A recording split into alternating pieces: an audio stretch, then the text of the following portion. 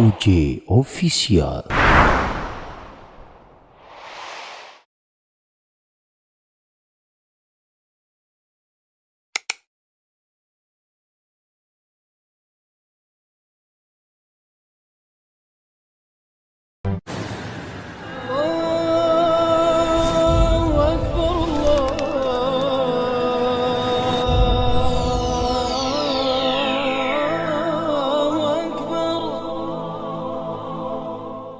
Bismillahirrahmanirrahim. Assalamualaikum warahmatullahi wabarakatuh.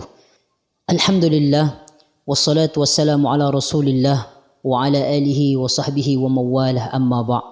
Ikhwani wa akhawati fillah, kata Nabi SAW dalam sebuah hadisnya, likulli amalin sitrah wa likulli sitratin fatrah, faman kanat fatratuhu ila sunnati faqad ihtada wa man kanat fatratuhu ila ghairi sunnati faqad halaka. Kata Nabi SAW, setiap amal ibadah itu ada tingkatan atau ada derajat masa semangatnya. Dan setiap derajat paling tertinggi itu ada namanya fatrah. Fatrah itu futur, rasa kebosanan di dalam beribadah. Karena itulah fitrah kehidupan manusia.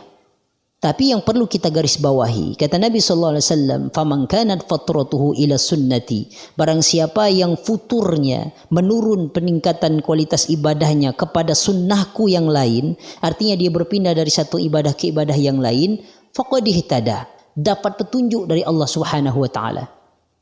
Dan yang paling kita takut adalah yang kedua, faman kanat fatratuhu ila ghairi sunnati faqad halaka.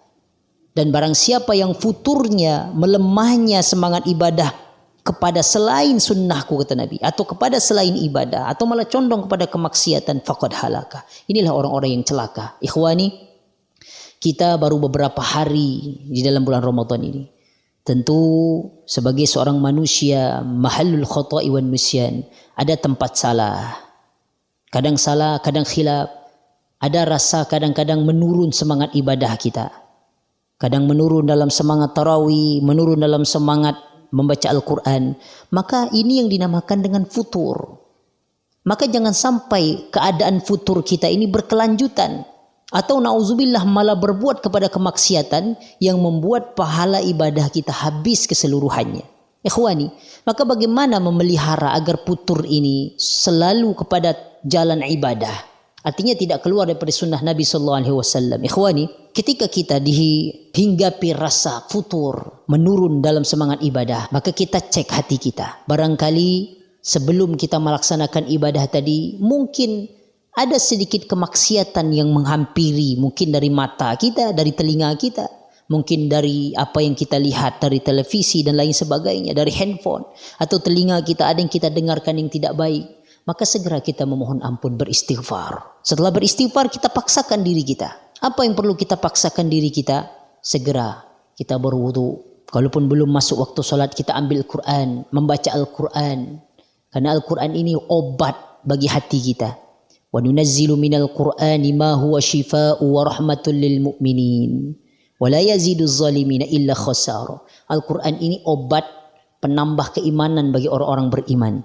Maka segera, kalaupun kita melemah semangat kita pun di dalam baca Al-Quran, kita berpindah kepada ibadah yang lain. Mungkin membaca buku, membaca hadis-hadis Nabi, kisah-kisah para sahabat, itu lebih baik. Yang paling penting ketika masa futur ini datang, jangan biarkan diri kita ini keluar dari batas-batas keimanan kita, sehingga membuat Allah malah marah kepada kita, malah terbuang pahala puasa kita. Ikhwani wa akhawati fillah. Maka kita senantiasa diajarkan oleh Nabi, Allahumma ya muqallibal qulub, sabbit qalbi ala dinika wa ala ta'atik. Ya Allah, sang pembolak-balik hati, tetapkan hatiku ini terhadap agamamu dan kepada ketaatan kepadamu. Maka doa ini yang sering kita baca agar hati kita ini selalu ditetapkan dalam keimanan. Maka paksakan diri kita. Setidaknya Al-Quran jangan pernah lepas dari lisan kita. Karena itu adalah pagar hati kita. Supaya hati kita tidak kemana-mana, maka dengan membaca Quran. Ikhwani wa akhwati fillah. Kata Allah, walaula daf'ullahin nasa ba'dahum ala ba'din lafasadatil ardh. Andailah manusia itu tanpa pertolongan Allah kita di dunia ini, satu sama lain manusia, maka kata Allah, lafasadatil ardh, maka dunia ini pasti akan rusak. Saking banyaknya dosa-dosa kita. Ini karena Allah masih sayang dan melindungi kita. Walakinnallaha zu fadlin 'alal 'alamin. Akan tetapi Allah maha luas karunia terhadap hamba-hambanya. Maka itu yang perlu kita syukuri sekarang ini. Ikhwani akhwati fillah, maka mudah-mudahan apapun keadaan ibadah kita pada bulan Ramadan ini, kita mampu mengatasinya dengan selalu mendekatkan diri kita kepada Allah, memaksakan diri kita, memaksakan dalam ibadah agar rasa futur ini tidak berlangsung lama. Kita pindahkan kepada hal yang lebih bermanfaat lagi agar kita mendapat rahmat dari Allah Subhanahu wa taala. Hadani wa iyyakum ajma'in. Assalamualaikum warahmatullahi wabarakatuh.